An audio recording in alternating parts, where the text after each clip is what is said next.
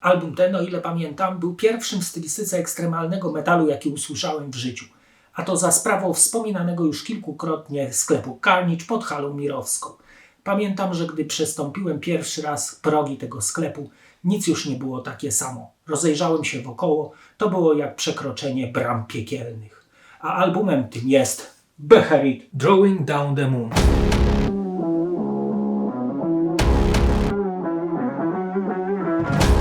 Beherit powstają w 1989 roku w Finlandii, w Rovaniemi, bynajmniej nie w siedzibie świętego Mikołaja. Założycielami byli Demon Phenicitation, bas, Nuclear Holocausto Vocal, gitara oraz Sodomix Slaughter perkusja. Zespół powstał, by grać jak najbardziej mroczną odmianę metalu. Nazwa została zaczerpnięta od 28 demona Goethi, którego wywoływało się posiadając specjalną miedzianą pieczęć, więc otoczka została już stworzona. Zespół na koncertach jako gadżetów używał obciętych kozich i świńskich głów, co przyniosło im kult wśród fanów. Do 1993 roku wydają kilka dem, zaś w 1991 ukazuje się takie kompilacyjne wydawnictwo The Oath of the Black Blood, w skład którego wchodzi demo Demonomacy oraz epka Dawn of the Satan's Millennium, będące utrzymane w klimacie takiego prostego Black Death thrashu. W 1993 tuż przed rozpadem zespołu ukazuje się ich debiut, czyli Drawing Down the Moon. Jest to prawdopodobnie najbardziej wpływowy krążek całej fińskiej sceny black metalowej, zaś tytuł został zaczerpnięty od starożytnego rytuału ściągnięcia księżyca, który powoduje duchową i magiczną przemianę. Muzycznie jest to eksperymentalno-awangardowy black metal z dużą ilością klawiszowo-syntezatorowych brzmień, które sprawiają, że atmosfera wokół nas staje się czarna, magiczna, wręcz hipnotyzująca. Dlatego najlepiej słuchać tej płyty w samotności i po ciemku. Jest to również przykład tego, że nie trzeba ekstremalnych temp, by płyta zabrzmiała tajemniczo i złowieszczo. W zasadzie muzyka na albumie wykracza poza ramy tego, co zwykliśmy rozumieć jako zwykły metal. To wszystko jest nierzeczywiste, dziwaczne, wręcz halucynogenne.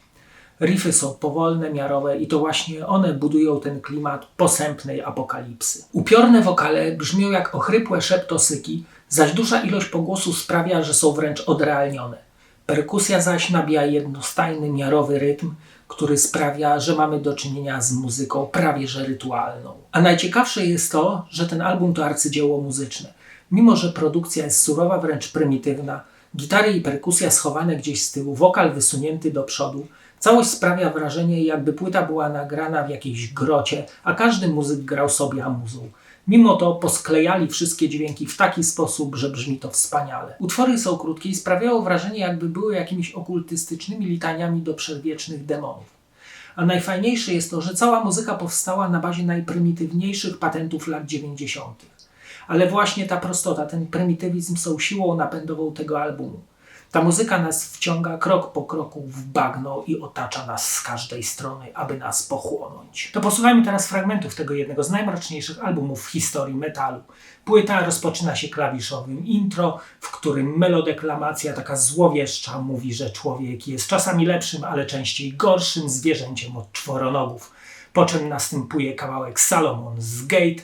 Jest to taki rytmiczny utwór ze wściekłym wokalem, który mówi o mieście grzechu, żądzach i sodomii, w którym urządzają je pogańscy bogowie.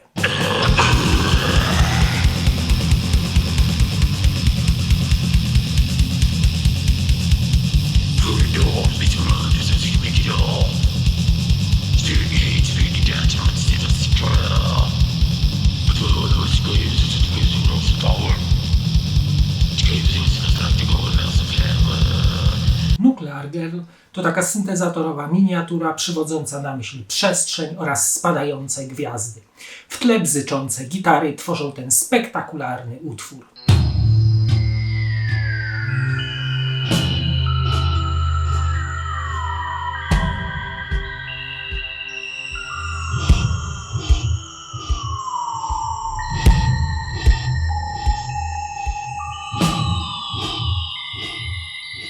Down There to znowu nawiedzone pomruki, które towarzyszą dość chaotycznej muzyce, zaś perkusja miarowo przelewa się przez ten nawiedzony utwór.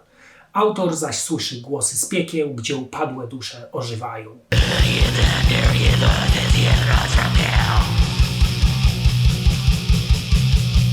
Demons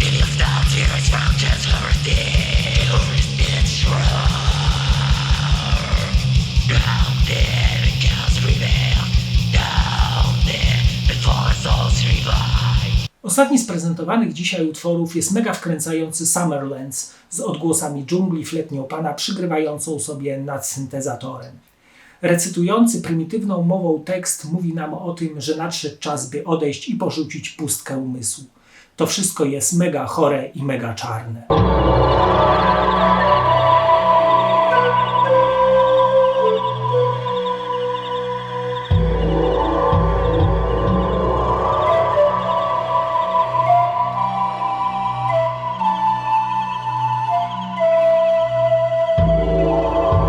Szybko rzućmy okiem na okładkę i wkładkę.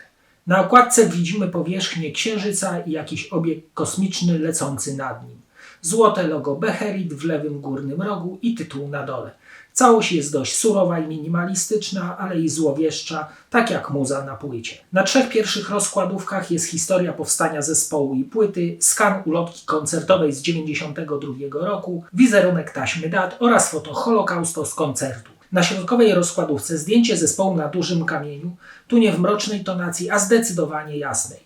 Dalej teksty do utworów i foty chłopaków w dość kontrowersyjnych makijażach. A najlepsze jest to zdjęcie na tle osiedla i bloków, zrobione prawdopodobnie wiosną, aż kapie tutaj mrokiem. Na stronie zamykającej wkładkę jest wymieniony skład, podziękowania oraz info, gdzie i kiedy płyta została nagrana i kto był producentem. Na czarnym krążku CD wytłoczono logo bandu i tytuł płyty. Na tyle pudełka jest fajne zdjęcie wzburzonego morza, logotyp zespołu oraz tytuły piosenek wraz z producentem i logo Nuclear War Now Productions. Powiem wam, że ten album jak żaden inny, i mówię to z pełną świadomością, tchnie totalnym mrokiem i złem.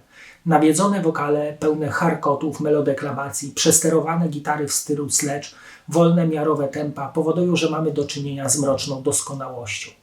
Tutaj zło wylewa się z każdego dźwięku. Jeżeli nie boisz się takiej muzyki, zapraszam do zapoznania się z tym albumem. A teraz, jak zwykle, zapraszam do oglądania kolejnego odcinka. Cześć!